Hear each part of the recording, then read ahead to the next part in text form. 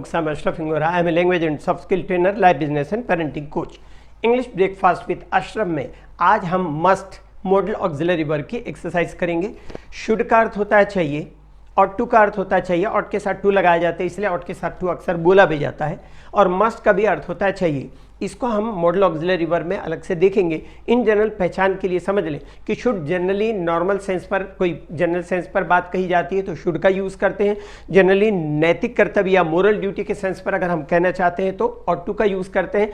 Must का use emphasis, किसी बात को जोर देने के अर्थ में कहना हो तो मस्ट का यूज़ करते हैं। अब इनके एग्जाम्पल्स के थ्रू इनकी एक्सरसाइजेस देखें।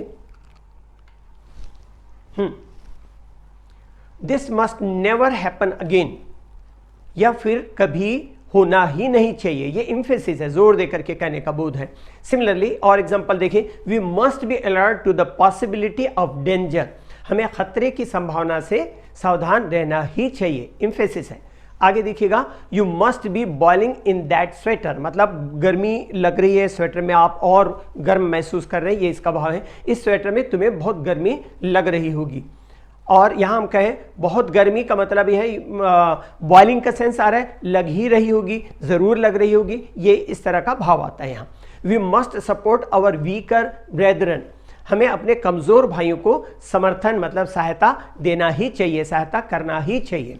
उसी तरह someone must have blabbed to the police, इसका मतलब किसी ने पुलिस को ज़रूर बताया होगा, इस तरह का फॉर्मेशन है यहाँ। आगे देखें, I think he must be cracked don't you, मैं सोचता हूं कि वह सनकी जरूर होगा।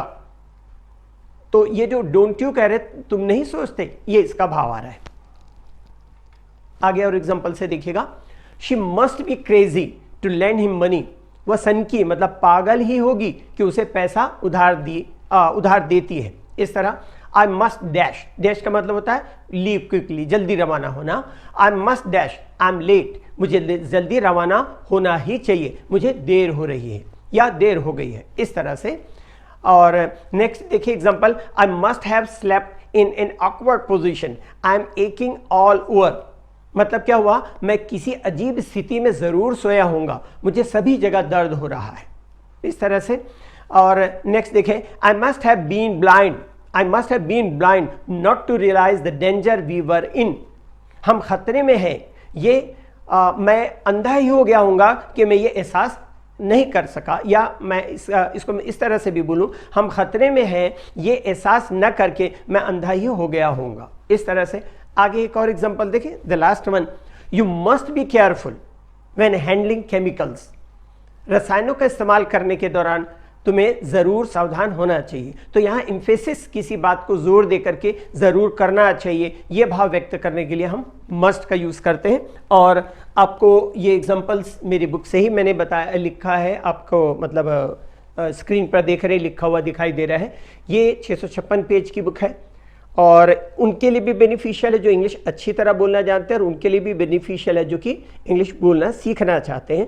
इसमें बहुत कुछ ऐसा है जो पूरी दुनिया के किसी बुक में नहीं है, क्योंकि जो लैंग्वेज का ऑथर होता है वो ऑथर प्लस कंपाइलर होता है। कुछ चीज़ें कंपाइल करके मैंने एक डिस्कोर्स मार्कर इसमें तैयार किया, वो आपको किसी भी बुक में, इंडिया नहीं अब्रॉड कहीं भी किसी भी बुक में अवेलेबल नहीं होगा।